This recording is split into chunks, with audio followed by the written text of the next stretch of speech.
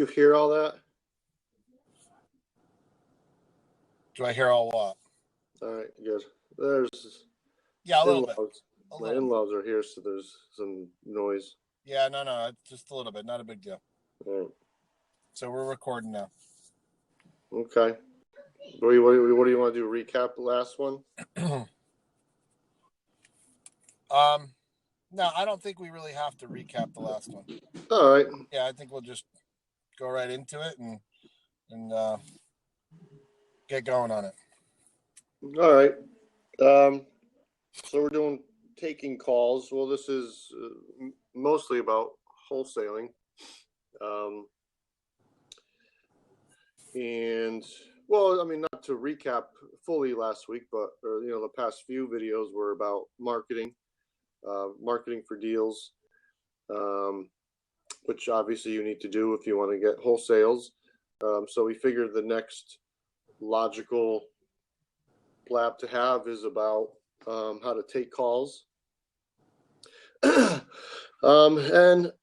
it's not really rocket science, right? No. I mean, if you're just starting out, you're going to be nervous, obviously, taking your first few calls, but it's just like with anything else. You just got to do them, make your mistakes, and get through it, and you'll get better as you take them. Yeah, I think I just want to add real quick in the beginning, talking about being nervous and making mistakes and all that. You're going to make those. I suggest not answering that phone when it calls you. Let them leave a voicemail so that maybe you can try to prepare yourself for whoever's calling in, at least on the first couple, so you can kind of get your bearings and get that together and maybe make yourself a little more comfortable. I don't suggest doing that on all the calls, but in the beginning, I mean, what do you think, Adam? I think that might be a good way to kind of take a deep breath. And if they leave a voicemail, if they give you an address, that's great. You can almost prepare yourself, but you've got to prepare yourself immediately. Yeah, I wouldn't wait voicemail. days. Don't wait. Yeah. Listen to the voicemail and then get whatever information together and then call them back immediately. So. Yeah. No. I agree. I mean, I guess just. Unfortunately, you got to really talk about the bare basics. So we got someone joined. And, the first thing is, I guess, just answering it professionally. So many, I know the previous blabs we've talked about calling bandit signs ourselves to get buyers lists. So we talk to other rehabbers and we talk to other wholesalers. And it just, you'd be amazed how people answer their phones. It's like so completely unprofessional. And I think it's just a way to get started off on the wrong foot with the potential seller. If they call and they're trying to, get a hold of a credible, legitimate company, which they're probably skeptical to begin with calling you, because most people don't understand how the investment world works, or they think they're going to be taken advantage of or whatever. So, they're usually on their toes as they're calling you anyway. So if they dial that number and then you pick up and say, yep, or hey, and that's it. I mean, I personally think it's horrible. The best one that I've even called other wholesalers to find out if they had any deals is yo. Yeah. I mean, and it's not that they're bad people, or one guy in particular in Ohio answers the phone. Yeah. I just don't get that. Me neither. I mean, I don't know if it's an effort to like come off as like hip, Yeah, I don't know what that is either. But I don't know. I think you got to think of your audience. And if you have, if you have a 60-year-old person calling you with a probate deal or something, like they're not going to take kindly to that, I guess. It's not going to really instill much confidence in them. Yeah, it kind of goes back to when we were talking about our direct mail letters, where you start off with hey man or yo what's up, how some of these guru type people want you to write those hip letters, and it's a preference. Okay, it's a preference, but personally, in the business world, hey, what's up, or yo, what's up, or hey, man, to start off a professional letter just doesn't cut it for us. So I think that parlays over into answering your phone. I mean, if you're writing that direct mail piece and you're writing that in there, I think you're going to answer the phone that way. That's the type of person you are. But, I think from our perspective and the level of people we've dealt with, I mean, I think wholesaling at the low-hanging fruit might work, if you're dealing with people your own age, that might work. But when you start going up to investment bankers, hey, man, and yo, what's up is going to get you nowhere. So, I mean, I think it's for people sort of need to weigh out, how professional they want to go, so to speak.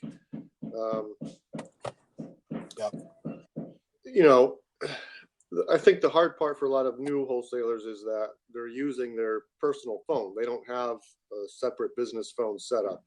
So I think they feel awkward answering every single call with, hello, this is ABC Real Estate, or whatever it is. Yep, exactly. Which I get.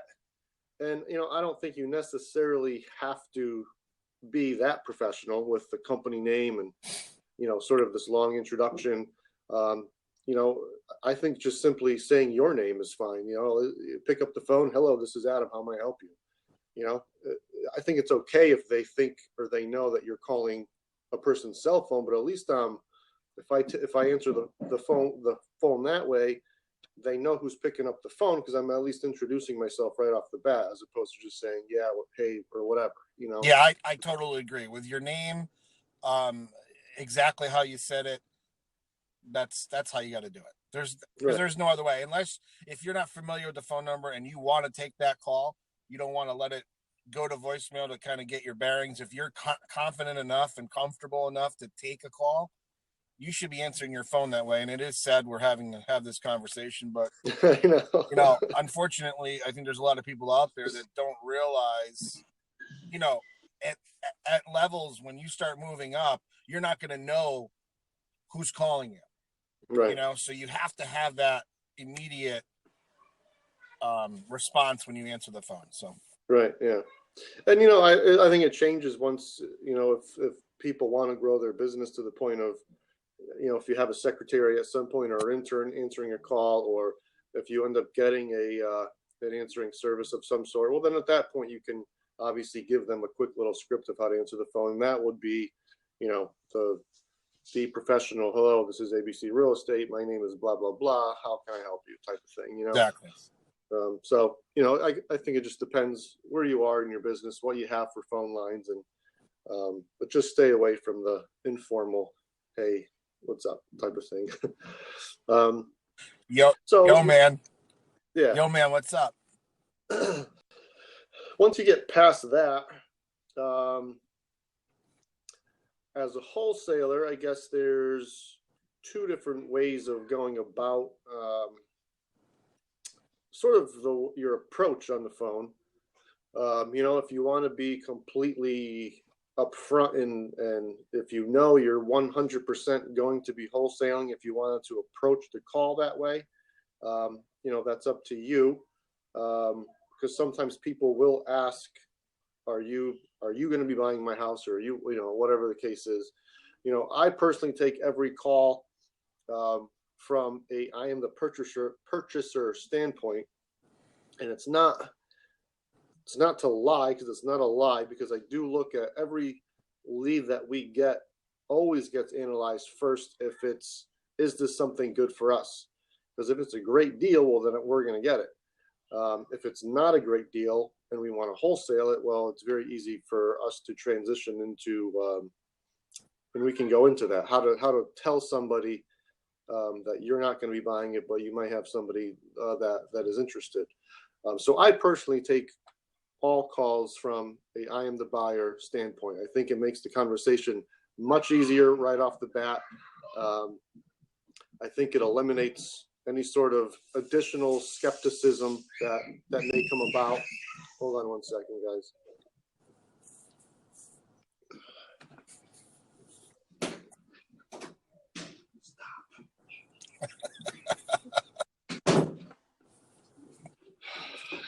All right. Hey, you better be careful.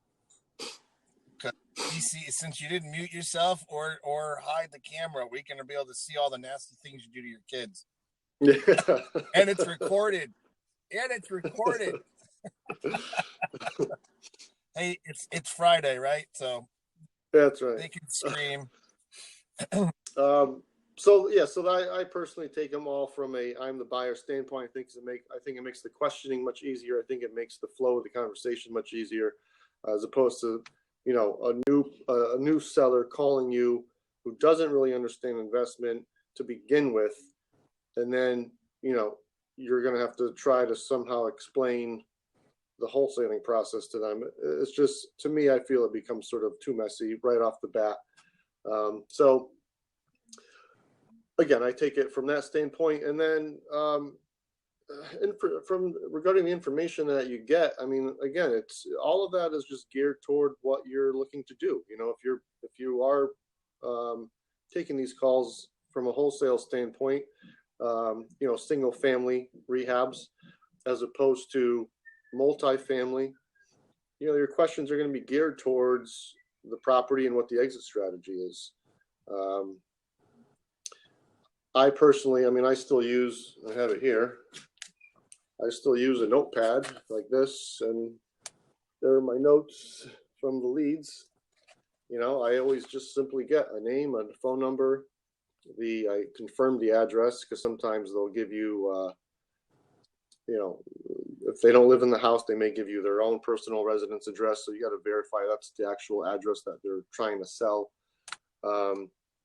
All basic information. I mean, from a single family rehab or wholesale standpoint, I'll get that. I get obviously bedrooms, bathrooms, square footage, and then I sort of let them talk to me about the property. I think that's sort of the best way to get initial information from them, as opposed to it being simply me asking a series of all these questions. You get more information if you just let them go and talk, and they'll tell you how they remodeled the kitchen 2 years ago and blah. They'll give you all this information that is actually pretty helpful to get an overall picture of what the property looks like, or what its state is, how much work it needs, etc. If they don't touch upon some things, then once they're done talking, then I always ask about mechanicals, furnace, water heaters, electrical panels, are they updated? Always ask about the roof, the windows, like all the big ticket items I'll always touch upon, just to get their 2 cents on what they think. It's old but functional, or whatever. Roof was done X amount of years ago.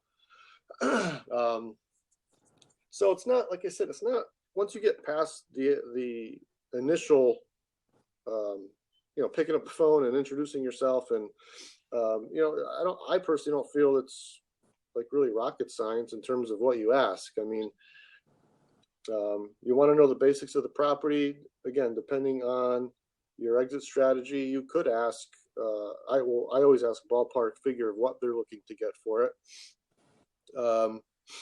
And depending on the situation, like if they're calling from a pre-foreclosure standpoint or something, and they're telling you they're behind, well, then I ask that, how much behind, how long, how much do they think they owe? Do they know what their payoff is? That type of stuff, which, I wouldn't ask that on an initial call from like a regular seller. I'm not going to start prying into what they owe on their mortgage, because then, I feel for them that throws up red flags, like, they're asking 180, but they owe 100. So, in their mind, well, I'm going to be coming down as low as I can, right? Like, yeah. I don't want to give them that impression to begin with. Adam, we've got somebody that wants to come on to the, is it Hazam? Hosam Magza? Yeah, he just tried to come on to the join the blab here, and I didn't want to cut you off mid-sentence. You want to come back on? Do you have a question?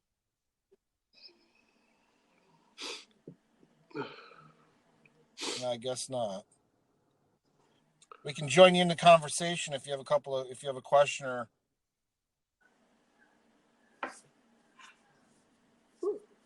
Well, if he comes back on, we can add him on. Okay. Or it could have been a mistake. Yeah, true. We know how sorry, but my English is not good enough. Okay, no, not a problem. Not a problem at all. If you have a question, just go ahead and type it in, and we can answer it for you. All right. So like I said, I don't, for a normal seller, I won't ask what they owe. I don't want to throw up that sort of a red flag for them. I always just ask what they're looking to get and, how they got to that number. And then you'll get a ton of varied responses, but at least you'll get an idea of what they're thinking of, Now, Adam, let me ask you a couple of questions here for the people that are on and for the recording that we're doing. When someone calls you and you take the call, and you don't want to ask too many questions so that they're going to ask you, well, what do you think you'd offer for the house, right? You kind of want to get enough information to find out so you can do your homework, but you really want to get to set that appointment to meet with them, right? I mean, isn't that don't you want to kind of see if it's going to be a deal that's worthwhile by getting a little bit of information that you need, but not too much information, or stay on the phone too long so that your meeting is now over the phone? Or how I think that's a very important thing to kind of give a new wholesaler. I mean, anybody who's experienced in this, it's kind of hard to explain, but you kind of know where you're going with it. I mean, if you have a computer in front of you, you can bring up their house quickly and see if it's even an area, but I don't think we don't want to go that far into it yet. I know we're right at the beginning of actually taking the call. So for the new wholesaler or someone who hasn't done too many deals, what's the limit of how long should you be on the phone? Or I shouldn't be asking. I should say, maybe explain how long to be on the phone, and then, really what are the core questions you want to ask if you're a new wholesaler, not an experienced one. I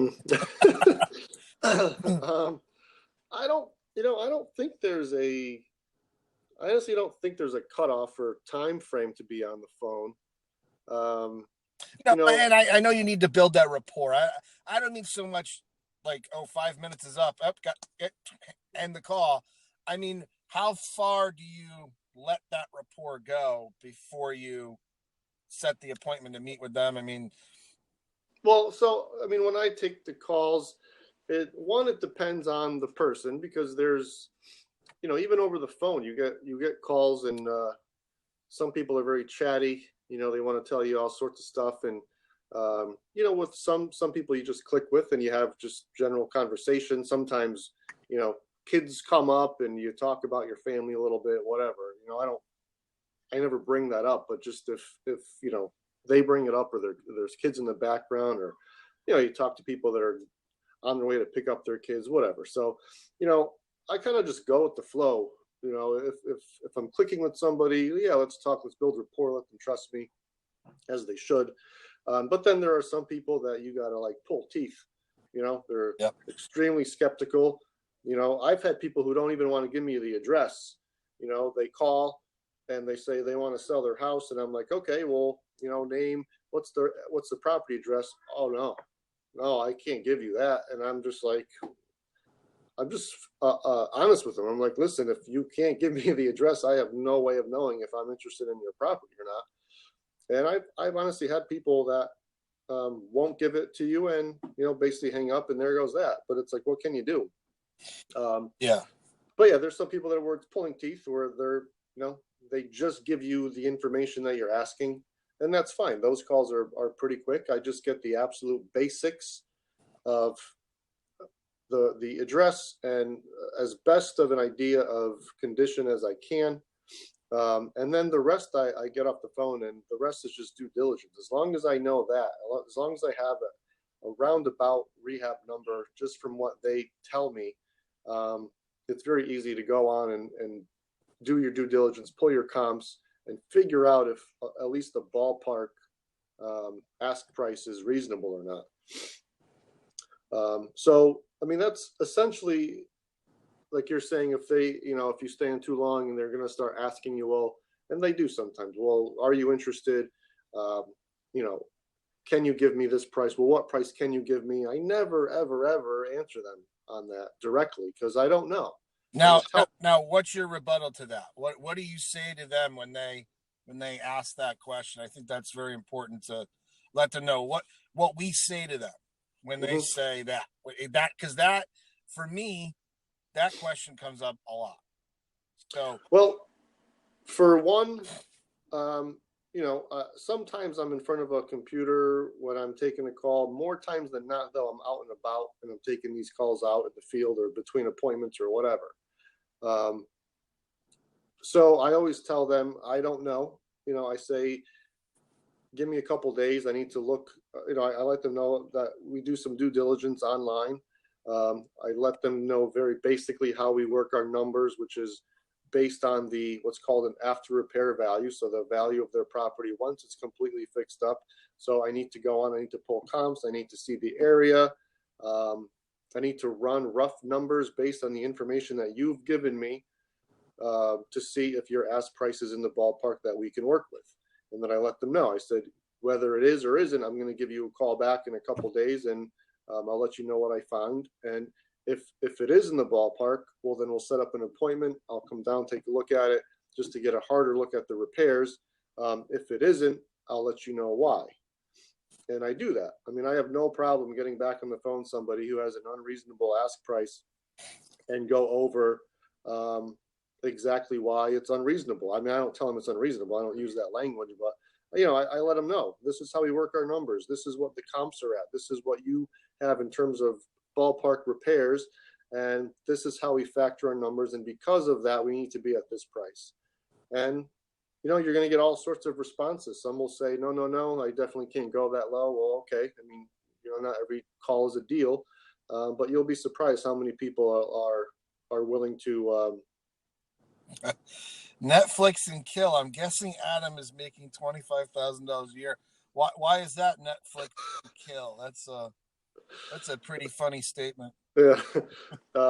So I always let them know that I'm going to call them back. And like I said, if it's in the ballpark, we make an appointment. If it's not, we still have that conversation. And if they're willing to go down in price, well, then we still can set up that appointment and go and take a look at it. Because he knows his what? I don't see the whole response there. Because he knows his stuff. Oh, that $25,000 a month, you mean? Yeah. $25K a year. That won't even pay for the diapers. Miss Danica wants to come on here. I'm calling in. Hold on one second. Here we go. All right. Let's get her on. On that.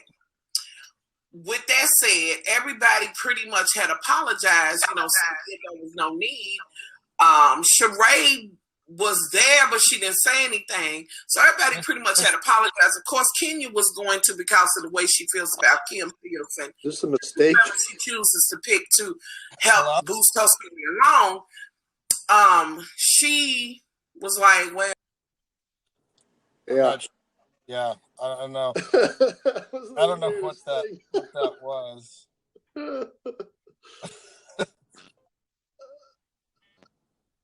We don't even know what you were saying, Miss Danica. Miss Danica, hold on one second. Here we go. That's who pay your motherfucking bills. Okay. You know what I mean? And it still wasn't. Yeah, I think that's all right. Whatever. Anthony, yeah, we're not gonna. Let's continue with what we were. Yeah. I don't know. So that's my answer to that. I mean, basically, I always just call them back. I typically don't give them an answer on the first call. I'll always just, even if I know that it's sort of overpriced, but for me, I guess it's a little different because it depends on what your exit strategy is. So, if you're strictly doing wholesaling and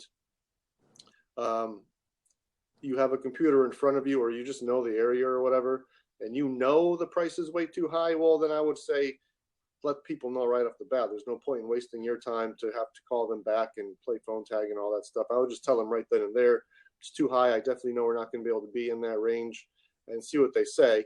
For me, I typically don't do that, only because if the deal isn't good from an investment standpoint, I personally can still go after it from a listing standpoint. So I always sort of give a couple days, give them a call back, see if I can still make it happen from investment. And if not, well, then I can still use the angle of getting the property listed if they're sort of too high for an investor, but are somewhere at market value. So. All right. So you have the phone conversation, you get the stuff that you need from them, and then setting the appointment. Right. If it makes sense. Yeah. Yeah. I mean, if the numbers make sense and it's, give or take, obviously, a few $1,000s here or there, then yeah, I set up an appointment, and then you go take a look at it at that point and really work your numbers, and see if it's a deal. Now, I guess the questions I think a lot of people are going to have is how to transition that from, if you're doing this as a wholesale, I'm taking calls as the buyer.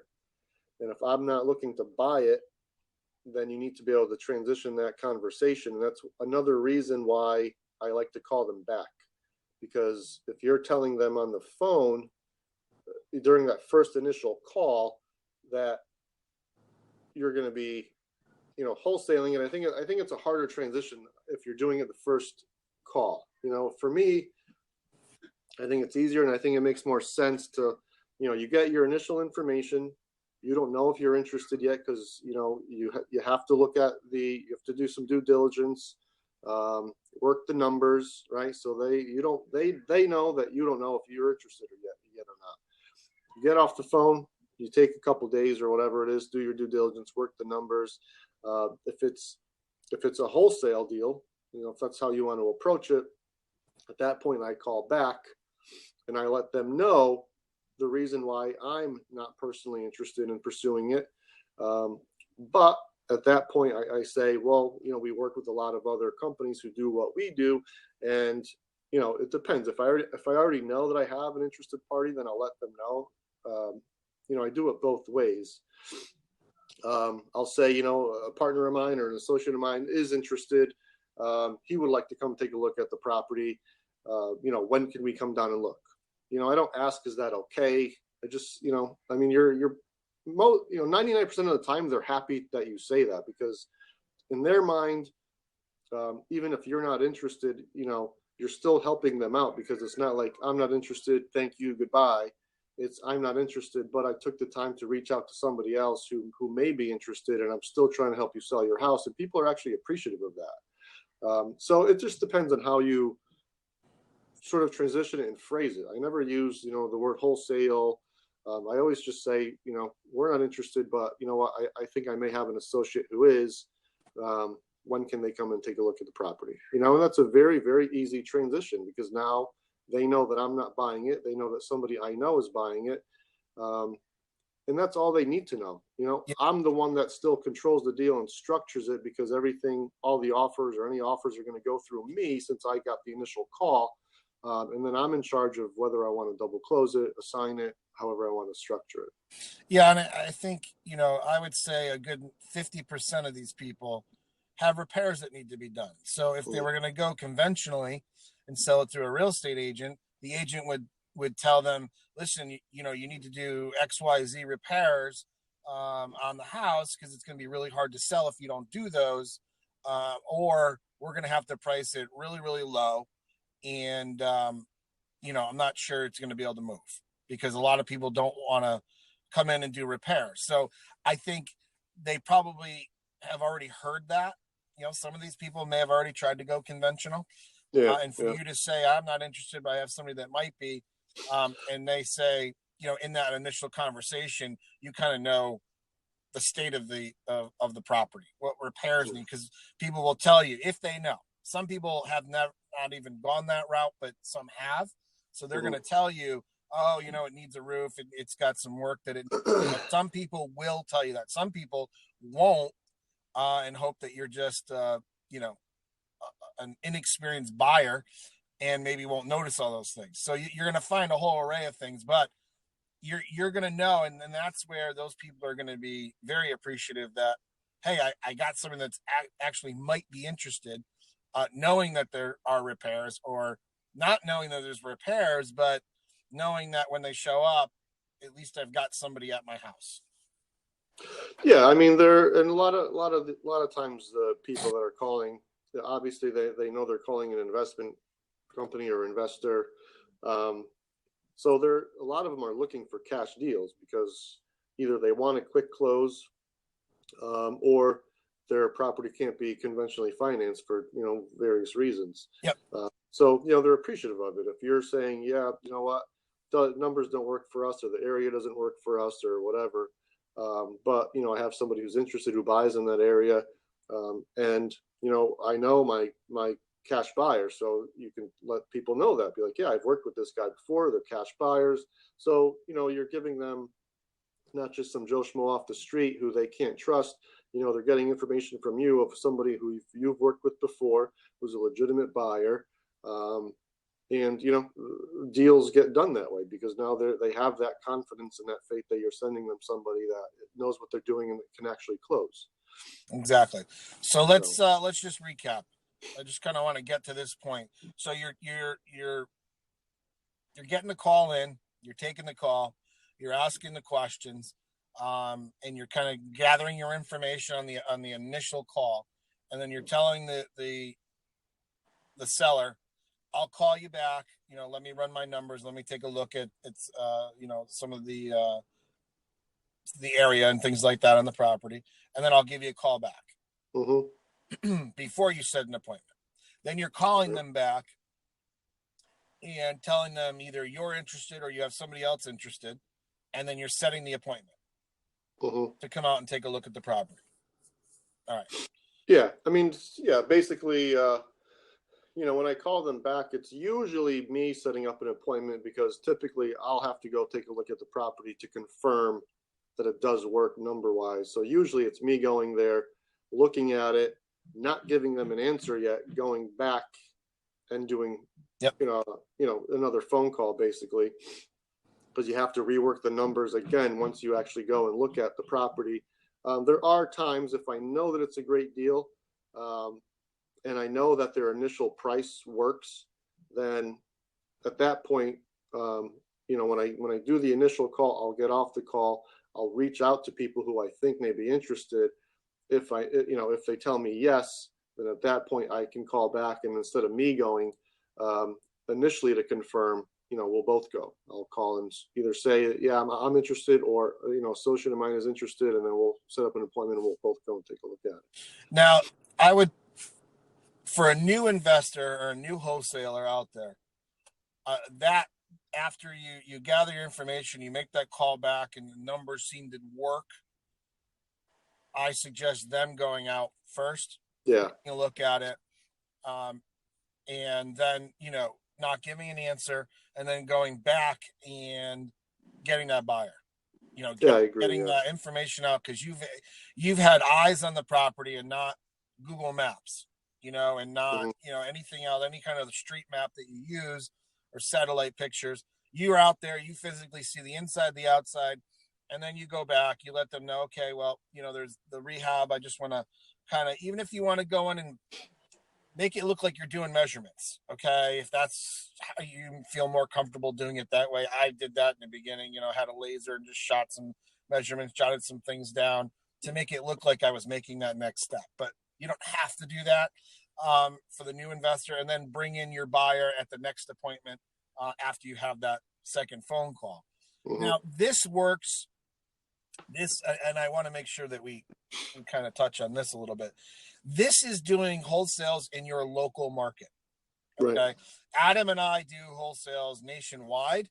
Okay. And it's a different process. We're not going to get into how that works.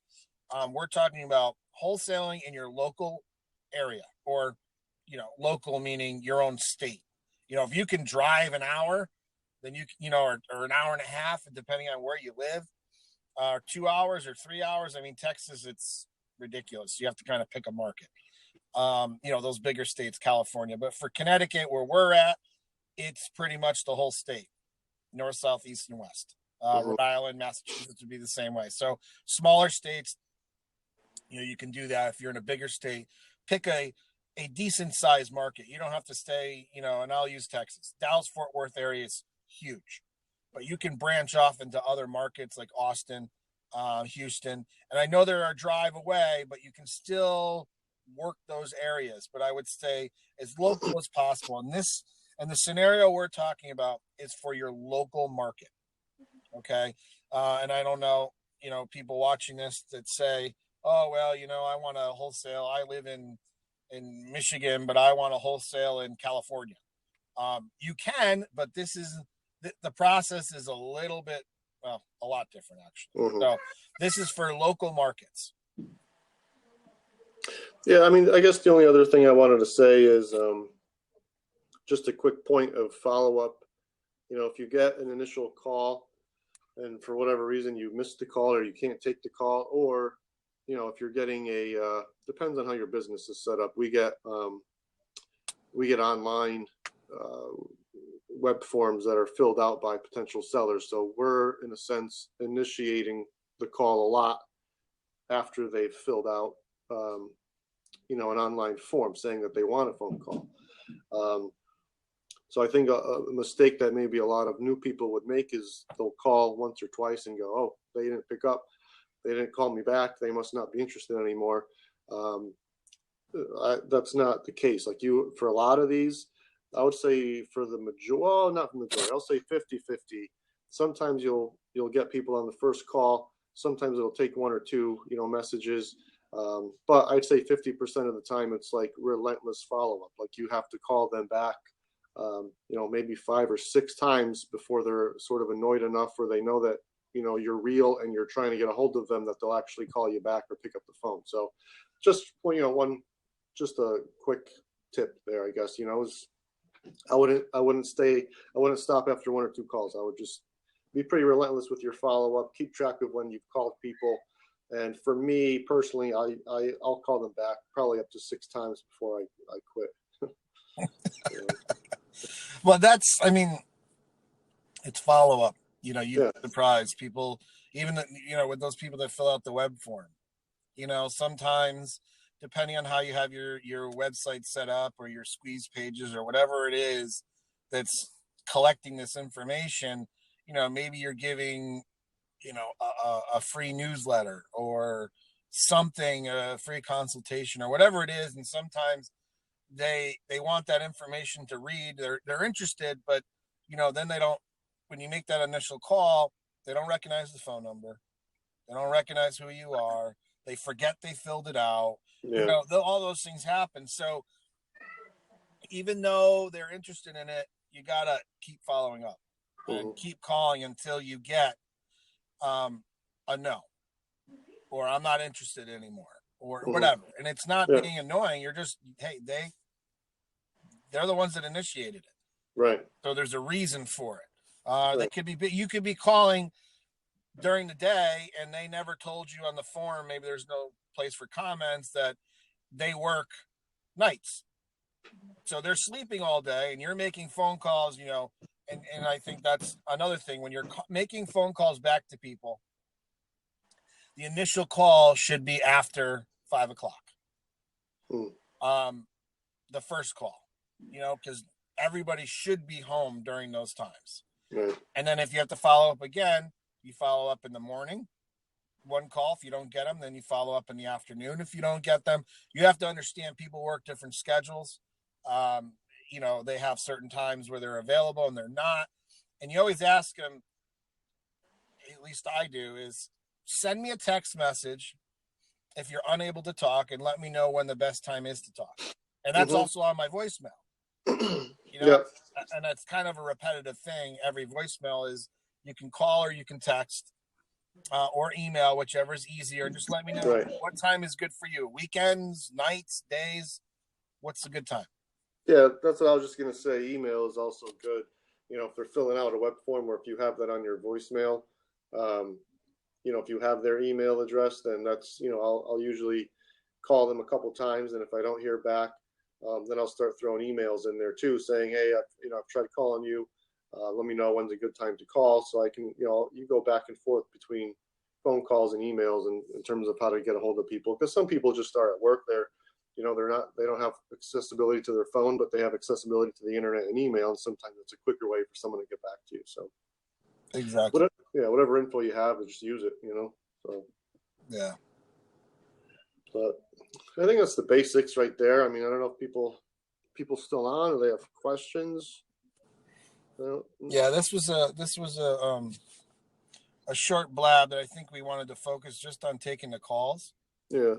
And questions to ask, and how the process should go, because a lot of people don't know that, which is surprising, and it's very basic. I didn't expect to get a lot of people on this one, because some people just think they know how to do it, and the honest truth is nobody knows how to do it right off the bat. We didn't. So in order to get the guts, some people may have the guts to answer that phone right away. Boom, take the call and then get on the call. But you have to, each person that calls in is a potential lead and is a potential $5,000 to $10,000. Exactly. So you have to take that call from the beginning, like you're going to make it happen. Mm-hmm. And you don't want to make the mistakes. So I think a lot of people make those mistakes. They'll do all the marketing, they'll do the direct marketing, the bandit signs, all that, and all of a sudden they get flooded with calls, and now it's real.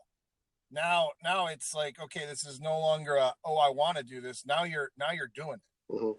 And you don't want to take all that time and money you spent and throw it out the window without at least having a process. Mm-hmm. Writing it down, writing the steps down, writing your questions down too, because you don't want to be on the phone and go, you know what I mean? You want to know what you're going to ask. Well, actually, that's a good point that I didn't mention. I mean, when we first started, we actually had a lead script sheet that we went by. I mean, I didn't mention it now because I don't do that anymore. I ask questions that I know I need to know. But it's a good idea. If you're new, have sit down and come up with a form of questions that you want or that you need. And it's okay, in my opinion, if you're calling somebody, it's okay if they can tell that you're going through some sort of a sheet, because other companies do that. You call insurance companies, they have a set of questions they need to ask. And I don't think it comes off poorly if they know you're going off some sort of a script and filling things in. In a sense, I think it makes you look good too, either way.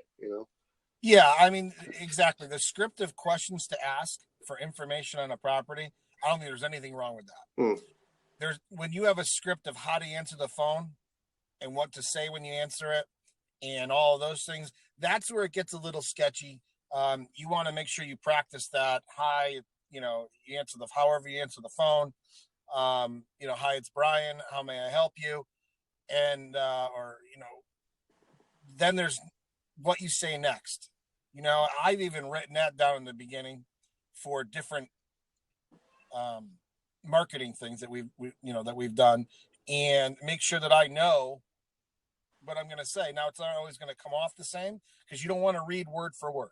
If you read word for word, it's going to sound awful. Yeah. You just have it there to kind of reference back to, because they can't see what you're doing because you're on the phone. So, and then have questions to ask, whether it's a form where you fill in literally on the form. I don't suggest doing it on a computer or an iPad or anything like that, having a web form that you fill in while you're doing it. You do that afterwards, because that takes time and it sounds like you're doing something. So have a pad. I always have a little pad, even have a pad right here. See, here's the pad. And a pen in my car all the time. So you just write the notes down, and then you can go back and fill it into any CRM that you use to track those leads. So I think it's very important that you have something in front of you, or at least near you, that you can grab. Now, if you're like I am in my car out and about, it's a little more difficult. And that's where I think in order to take that call while you're driving or on site somewhere, you've got to have a little more experience. And that's why have the pad with you in your car. If you're driving, let the call go to voicemail. Listen to your voicemail. If they don't leave a voicemail, pull into somewhere where you can go, whip out that pad, grab your pen, and call that number back, immediately, so that you're at least prepared to have something in front of you and you sound like you know what you're doing. I think that's very important on the initial call, because you won't make it to steps 2, 3, and 4 closing a deal if that initial call is not good. If you don't sound like you know what you're doing, most people aren't going to want to deal with you. You may get through that first call, but then when you go to call them back, they're not going to pick up, and you want to try to avoid that. Yeah, I also just want to say, I would follow up with every single lead. Like, I wouldn't assume anything. There's just from doing all the deals that we've done over the years, you do get, if people leave a voicemail, or if you actually do talk to somebody, but the prices, maybe they are really high. Sometimes the temptation, or if the area is bad or whatever, I just know in our experience, there have been times where you're not so gung-ho about maybe following up with a particular lead because of what you think of the house or the area, or whatever, the price. And you'd be surprised how deals can change quick, and that, there have been plenty that I've followed up with sort of reluctantly, thinking that they're not going to be anything. I'm just doing it just to, I don't leave people hanging. I call them back, even if I'm not interested. I'm not, if they've taken the time to call us, then I'll give them that courtesy of giving them a call back and saying, hey, thanks for calling us, but we're not interested because of this. If anything changes here, you have my number, blah, blah, blah, and just sort of being a respectful company. But there have been, like I said, deals that I've reluctantly followed up with that ended up being like awesome deals. So just something to keep in the back of your head. I would just follow up with every single lead, no matter how bad you think it is. Just follow up, because you never know. Sometimes people start really high in their price, and you call them back and say, it's too high. I'd have to be maybe around this price. And sometimes people are like, okay, that still works. And you're surprised. And, if you never called that person back because you thought they were, 50 grand too high, well, you just lost a deal because you didn't follow up, right? So it happens. Yeah. All right. Do you want to open it up for any questions? Yeah, sure. People have questions. We don't anyone wants to. Yeah, we don't have a lot of people on this morning. If anyone wants to join in. No questions, guys? Taking calls, what to ask. Or any other real estate related questions. I think we'll just kind of open it up here. We've been doing that on the last objections. few. Doesn't look like it. Yeah, we're still getting our feet wet with this, even though it's been a few months. Yeah. Things seem to be changing on Blab, and it says there's 5 people on. We've been trying to play with the times that we do these. We were talking before we went live on what times are better than others. So we're not really sure if morning. I mean, we're on the East Coast in Connecticut, so we know that 9:30 when we started this, West Coast is 6:30. So we're not sure if we lose people that way or what the deal is. We do record these. The last Blab we did, I don't know what happened. I emailed the Blab support. Our video is gone. I'm not really sure where it went. So we're trying to figure all that out now. But we do save these and put them on Blab. We do put them on our YouTube channel and Facebook and Twitter. But the last one did not work out so well. Not sure why, but nothing we did. So 2 people just joined. I don't know if you guys, Bible Thumper and Danny, we had a Blab about taking calls for wholesaling real estate. if you have any questions about taking calls or just anything real estate related. We're going to be ending this soon, but we saw you guys just joined. From Dubai, huh? Right, nice. There you go. The Dubai market is still going strong.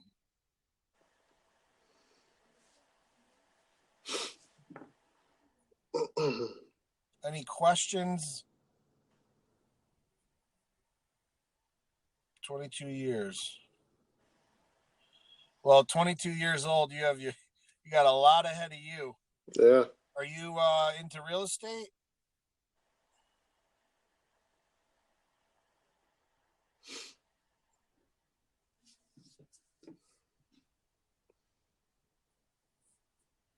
Salesman. Well, that could be a very lucrative position, sales. Yeah. Sky's the limit on that one. Oh, you have one question, sure.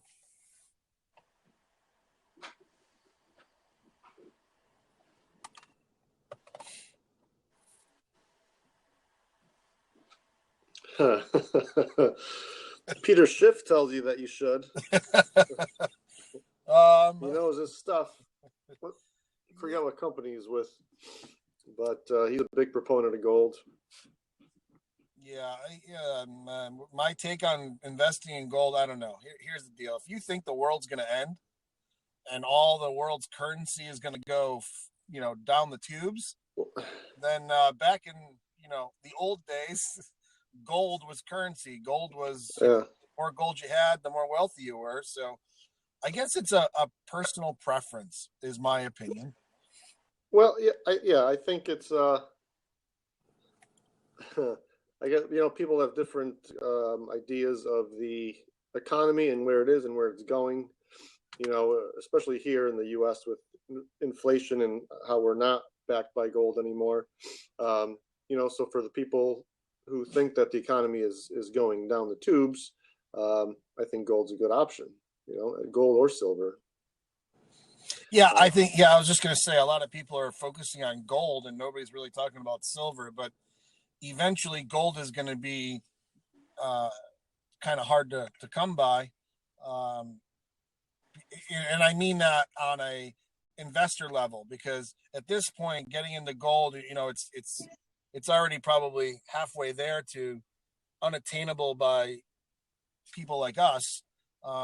It'll turn into the big heavy hitters grabbing all the gold and all that. Nobody's talking about silver. So, silver's at a pretty decent low. It has come up, but silver might be a good investment too. Again, back before there was paper money, it was gold and silver. Oh, you mean, so you're talking like a wholesaler buy from, okay. That I know, international markets for that. I'm not sure. I just thought, in general terms from,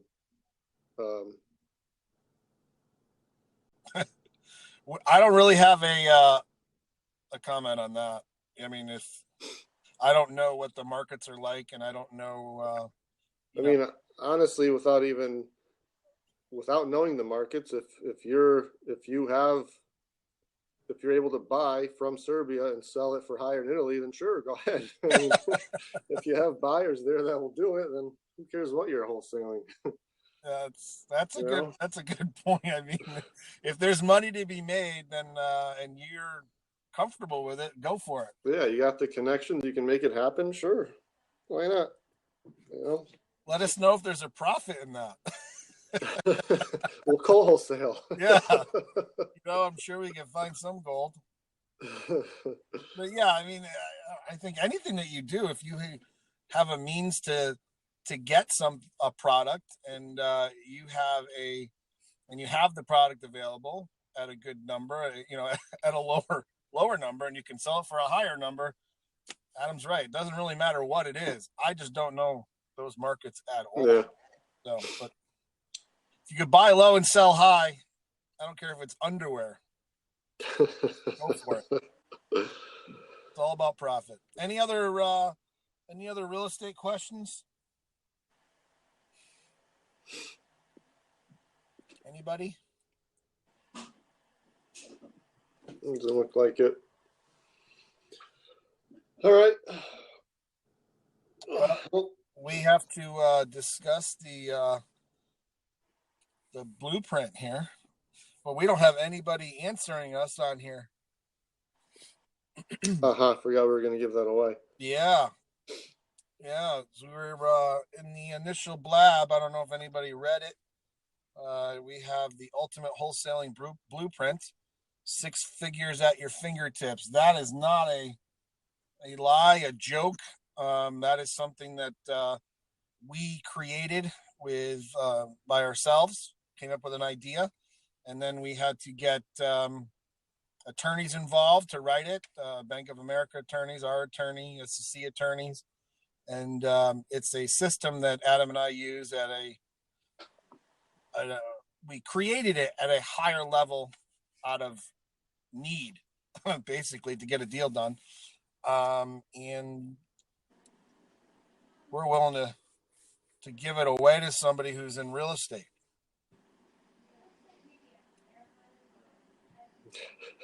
This guy. 20,000. You should invest it in real estate in the U.S. That's right. I wouldn't go unless you can take that 20 grand and make money on it with gold in a quick transaction that you can physically be a part of. My whole thing is trust and control. If you're buying this and you're going to do it to somebody else, that's fine. But if you're not going to, then I wouldn't do it. Well, it also depends on what your goals are, Danny. I mean, if you're, you want to invest 20K for long-term growth, right? Or you're looking to do 20K and turn that 20K, a number of times this year. I mean, that's going to really influence your decision, right? Just things to consider. I mean, so from a real estate standpoint, it's like, are we going to invest for a long-term buy and hold, or do we want to invest for a quick rehab or a quick wholesale? Depends what your goal there is there. All right. So we need, I just want to make a second income. And a third and a fourth and a fifth. Yeah, you multiple streams of income. Yeah, you want that 20,000 to keep working.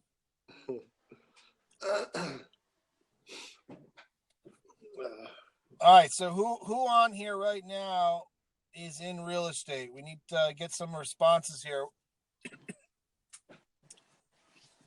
It's sort of jumping, we're giving the ultimate wholesaling blueprint away. It's sort of, if you want to, in a sense, bypass building a business up slowly with, one single family wholesale, another single family wholesale. This is sort of on a grander level. Sorry, I got cut off there. Sort of on a grander, bigger level. If you're willing to step up to the plate, and this blueprint shows you exactly how that can happen. And we're giving it away for any takers.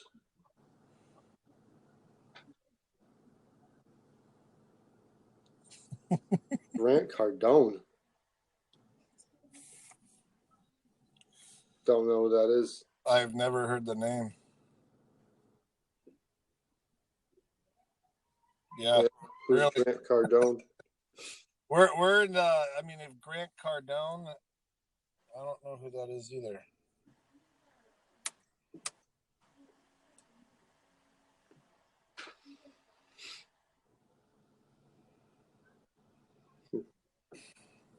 Oh, motivational speaker.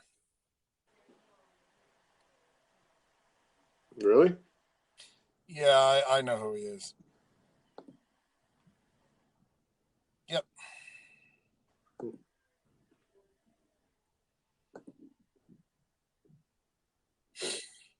Yeah, there's a lot of New York Times bestseller people that are motivational speakers.